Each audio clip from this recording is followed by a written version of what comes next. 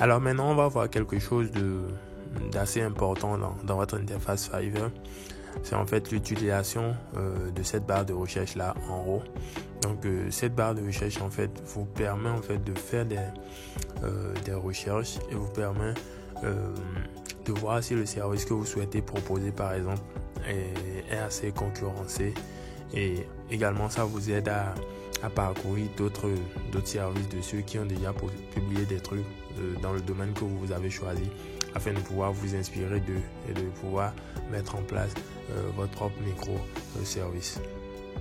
Alors, supprenons que vous souhaitez mettre en place un service de traduction. Tout ce que vous allez faire, c'est de taper dans la barre de recherche le mot-clé traduction ou bien les mots-clés en rapport avec la traduction. Donc, on va par exemple mettre translation. Donc, vu que Fiverr est un site en anglais, essayez de toujours faire les recherches en anglais. Même si vous faites les recherches en français, vous allez trouver. Mais bon, je pense qu'en anglais, vous aurez plus de précision parce que la plupart des personnes vont faire des recherches en anglais. Donc, on tape translation. Et ce qu'on peut constater, en fait, juste un peu en bas, c'est... Alors là, c'est en fait le résultat de recherche, ce qui montre en fait le nombre de services disponibles par rapport aux mots-clés que vous avez tapés. Donc par rapport à la traduction, 51 668 personnes ont posté des services qui comportent ce mot-clé là. Voilà, donc on peut défiler un peu pour voir les services. Donc chacune des photos de couverture que vous voyez représente en fait une personne qui a posté son service. Donc voilà. Alors la deuxième personne par exemple a mis comme titre de son service I will translate Canadian French to English. Voilà, donc je vais traduire du français et du français canadien en anglais. Voilà, donc bien sûr il faut préciser le type de traduction que vous pouvez faire parce qu'il y a plusieurs langues. Donc si vous maîtrisez telle langue, vous devez le notifier. Donc vous pouvez voir que toutes ces personnes, chacune de ces personnes a mis ce qu'elle est capable de traduire comme langue. Donc vous pouvez traduire de l'anglais au français, du français en anglais, de l'anglais en allemand. Donc tout ce que vous êtes capable de faire en fait, vous le mettez en place. Alors maintenant, comme je l'ai dit au début, la barre de recherche en fait vous permet de savoir en fait si le service que vous souhaitez proposer, il n'y a pas beaucoup de monde sur le service.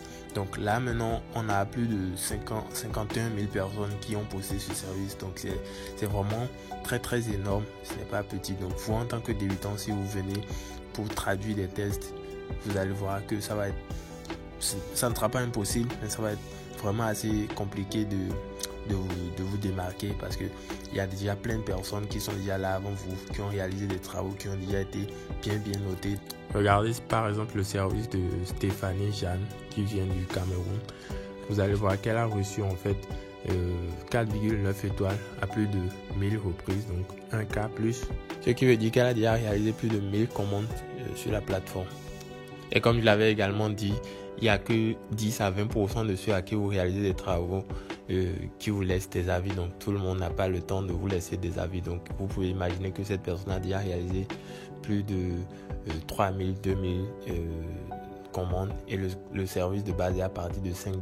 Donc $5 simplement multiplié par 1000 même, ça fait déjà quelque chose de plus de $5000 si on considère qu'elle a réalisé uniquement des travaux à $5, alors que dans le lot, elle peut réaliser des travaux à $10, $20, $100 même. Donc vous voyez que c'est vraiment énorme le fait de travailler même en ligne sur Fiverr.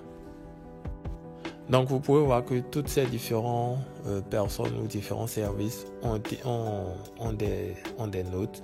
Donc ce sera difficile de concurrencer ces personnes-là qui sont là avant vous. Et là on n'est que sur la première page. Donc si on va en bas de la page ou sur les secondes pages, les troisième, les quatrième pages, on va également voir des personnes qui ont des notes, qui ont des avis. Donc voilà un peu.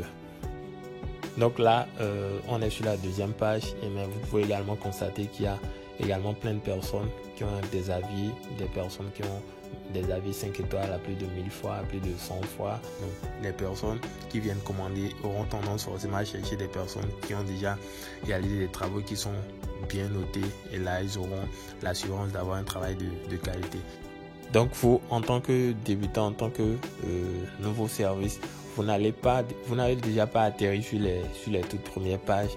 Et même ensuite, si votre service est finalement vu par quelqu'un, vous n'aurez pas en fait de notes parce que vous n'avez pas encore réalisé de travaux. Donc la personne aura peut-être tendance à aller voir quelqu'un qui a plus d'avis, qui a déjà réalisé des commandes.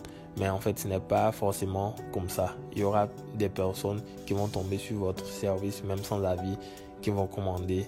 Et voilà, donc de temps en temps, Fiverr en fait pousse en fait les nouveaux services et les met dans les premières pages durant quelques jours. Et avant que ça ne redescende. Donc quand votre tout sera là et que Fiverr va proposer votre service et que des personnes vont cliquer et commander, voilà, ce sera votre chance de servir, de bien réaliser le travail pour avoir la note.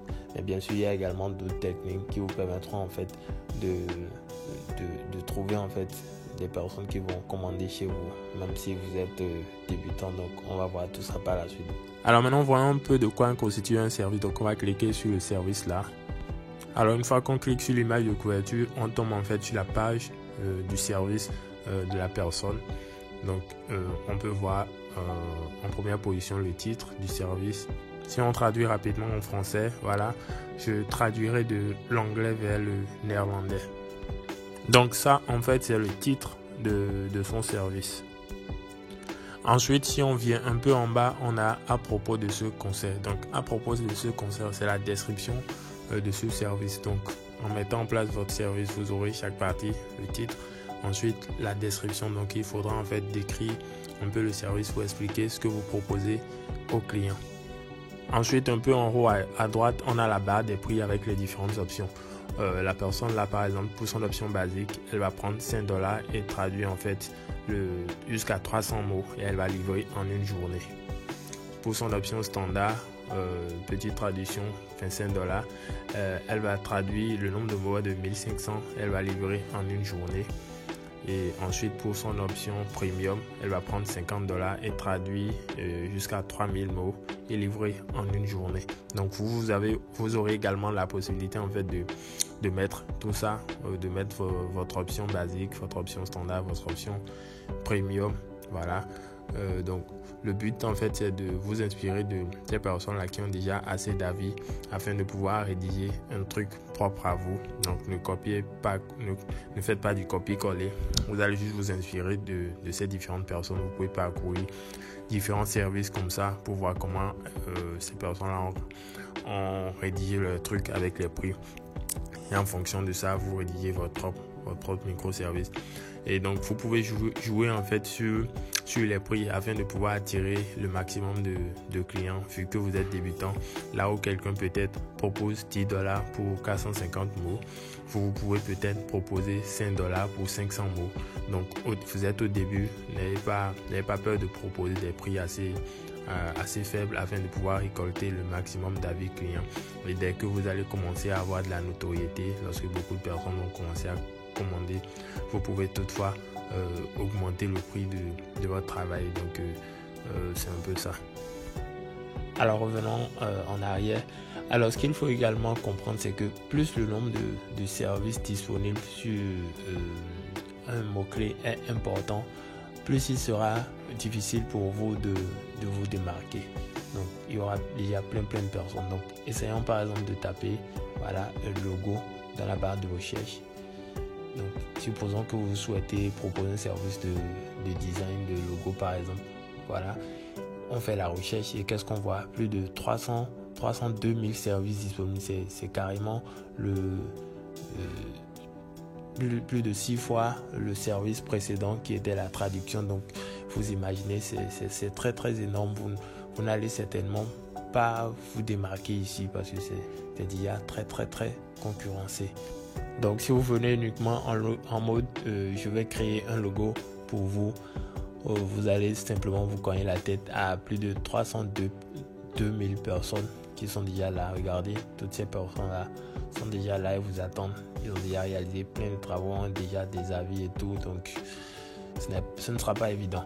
Maintenant, ce que vous pouvez faire en fait, c'est de diversifier le mot-clé par exemple. Là, par exemple, dans la barre de recherche, je vais taper simple logo et on va lancer la recherche pour voir.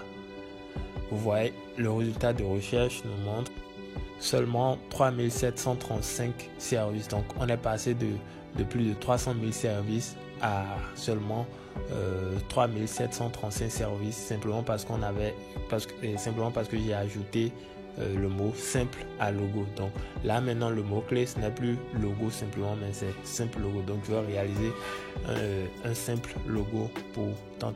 Donc le mot clé là, dans ce cas, c'est simple logo. Donc je vais rédiger mon service avec le mot clé simple logo et non logo simple. Donc tous les clients qui viendront taper simple logo dans la barre de recherche, ils auront plus de chances, ou bien j'aurai plus de chances qu'ils me trouvent parmi les 3000 personnes qui ont mis le mot-clé simple logo. Mais si c'était que j'ai rédigé mon service avec simplement le mot-clé logo, je serais confronté à plus de 300 000 personnes. Donc vous voyez que voilà, c'est également possible de jouer avec le mot-clé et de pouvoir quand même arriver à se faire une place dans la multitude de monde qui a sur les services peut-être qui sont concurrencés. Donc c'est la même procédure si vous souhaitez proposer un service dans la création de logo. Vu qu'on a déjà notre mot-clé simple logo qui est moins concurrencé, on choisit ce mot-clé là et on recherche en fait des personnes qui ont déjà réalisé plein de travaux, qui ont déjà été bien notés à plusieurs reprises. Donc on va s'inspirer d'eux, lire leur truc, leur description, voir la barre des prix, et en fonction de ça on va pouvoir également rédiger notre propre microservice et pouvoir la poster afin que les personnes puissent également nous retrouver dans les résultats de recherche. Donc voilà un peu les amis, je pense que maintenant vous avez un peu compris l'utilité de la barre de recherche de Fiverr. Vous savez maintenant tout ce que vous pouvez faire avec la barre de recherche et comment vous allez pouvoir vous en servir afin de pouvoir rédiger vos microservices à l'avenir. Donc je pense que ce sera tout pour cette vidéo. Et dans la prochaine vidéo, on va en fait entamer le processus pour remplir votre profil et pouvoir rédiger votre tout premier microservice en tant que nouveau sur Fiverr. Et par la suite, vous allez pouvoir rédiger par vous-même d'autres microservices, parce que en tant que débutant, vous avez la possibilité de rédiger jusqu'à 7 microservices sur la plateforme. Donc vous pouvez décider de proposer 7 différents trucs sur Fiverr. Donc dans la prochaine vidéo, on va voir comment mettre en place le tout premier service, et par la suite vous allez pouvoir également mettre en place d'autres services que vous souhaitez. Donc je pense que à travers ce nouveau tutoriel vous avez appris quelque chose de nouveau les amis, et voilà, on se donne rendez-vous pour le prochain tuto. Ciao.